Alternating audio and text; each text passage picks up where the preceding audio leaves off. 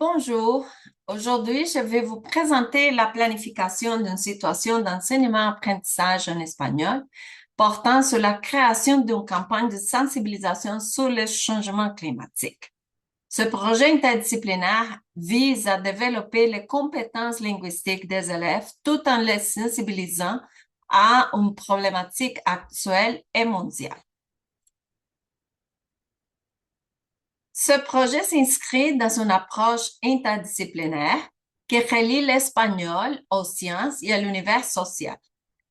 Et notre objectif est de sensibiliser les élèves aux défis climatiques en les amenant à découvrir comment ces enjeux sont abordés dans le monde hispanophone et canadien. Le point culminant de cette séquence sera la participation au concours de sensibilisation où les élèves créeront une campagne en espagnol. Le public ciblé regroupe les élèves de secondaire 5 d'une école publique située à Côte-des-Neiges, un quartier multiethnique et multiculturel de Montréal. Cette réalité sera prise en compte dans l'élaboration des cours ainsi que dans les discussions en classe afin de favoriser des échanges inclusifs et adaptés à la diversité des élèves. Le programme d'espagnol langue tierce, tel que défini dans le programme de formation de l'École québécoise, vise à développer les compétences des élèves en communication, compréhension et production en espagnol, tout en les sensibilisant aux cultures hispanophones.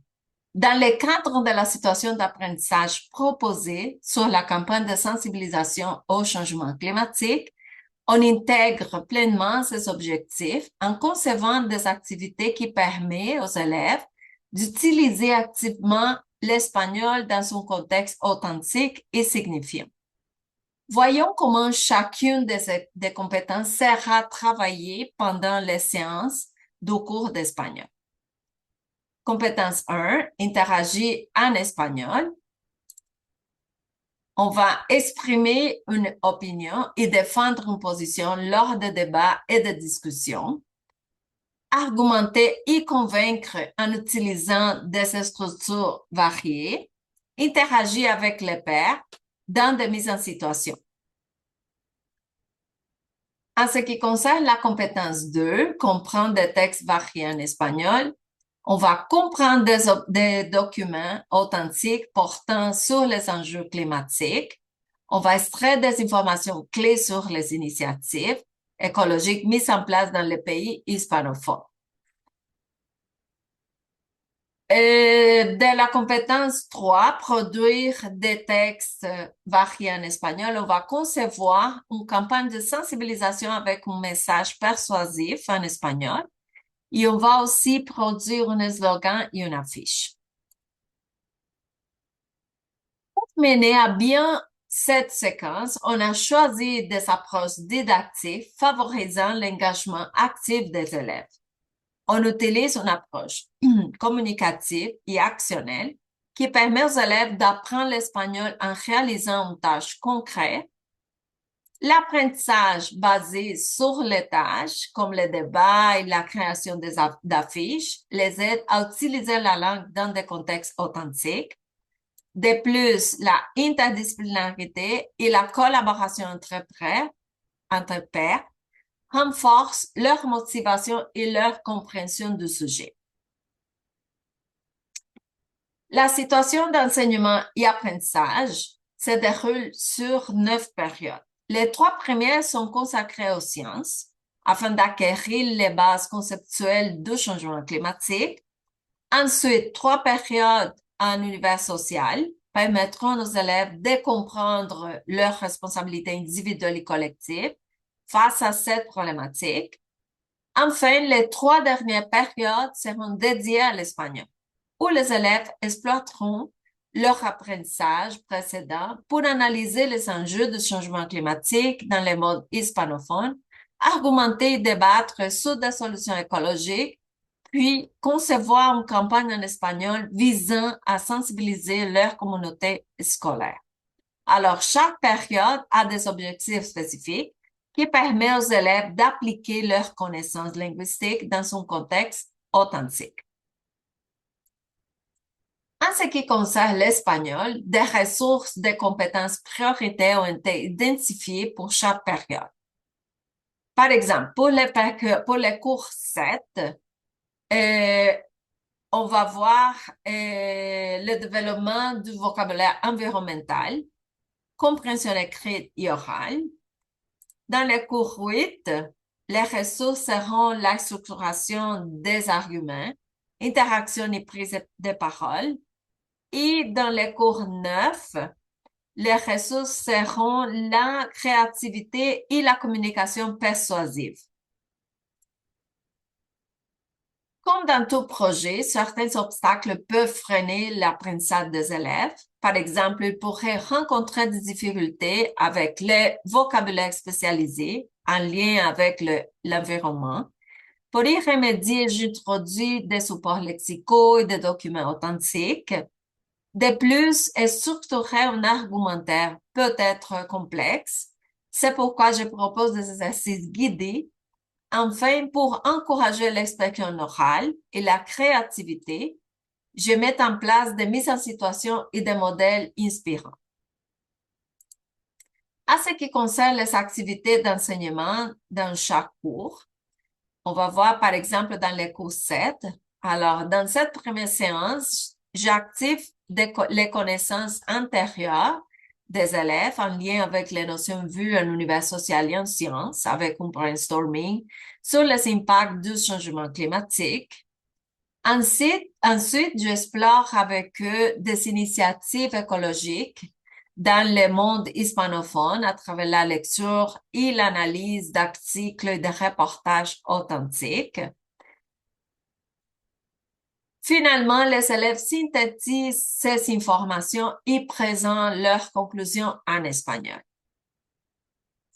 Comme justification, comme justification pédagogique, on a que cette séquence permet de développer la compréhension de l'expression en espagnol, favorise la compétence 2, comprendre des textes variés, et encourage l'interaction et la prise de parole en classe. En ce qui concerne les activités d'enseignement de cours 8, l'objectif de cette séance est d'aider les élèves à développer leurs compétences argumentatives en espagnol. Ils commencent par activer leurs connaissances antérieures sur le changement climatique en lien avec les notions vues en univers social et en sciences. Ensuite, ils sont amenés à réfléchir aux actions écologiques individuelles et collectives avant de réviser les expressions clés pour argumenter en espagnol. Puis, ils participent à une simulation de conférences sur le climat où chaque groupe représente un pays hispanophone et propose des solutions adaptées à son contexte. Enfin, ils débattent sur l'efficacité de ces solutions en espagnol. Cette séquence favorise l'expression orale et permet de mobiliser des structures grammaticales essentielles, telles que les subjonctifs, les conditionnels impératifs, tout en renforçant leur capacité à défendre des idées de manière structurée et convaincante. Cette dernière séance met en application tout ce que les élèves ont appris. Ils analysent d'abord des campagnes existantes, campagnes de sensibilisation existantes pour en identifier les stratégies persuasives. Ensuite, en groupe, ils créent leur propre campagne en espagnol sous forme d'affiches avec un slogan et un appel à l'action. La présentation et le vote final permet une évaluation collective et formative.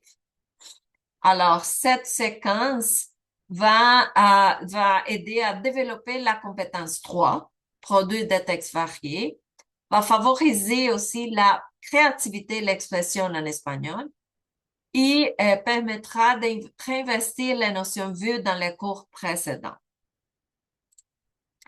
À travers ces activités, plusieurs compétences essentielles sont développées. Les élèves améliorent leur compréhension orale et écrite en analysant des supports authentiques. L'expression orale et écrite est renforcée grâce au débat et à la production de la campagne. Ils apprennent aussi à argumenter et à structurer leurs idées, ce qui favorise leur pensée critique. Enfin, la interculturalité et la collaboration sont mises en avant dans tous les projets. Comme conclusion, cette séquence propose une progression claire et équilibrée allant de l'analyse des documents réels à la réalisation de projets concrets. Elle permet aux élèves de voir l'espagnol comme un outil de communication utile pour s'exprimer sur des enjeux actuels. Grâce à cette approche interdisciplinaire, ils apprennent de manière dynamique et motivante tout en se sensibilisant à l'urgence climatique.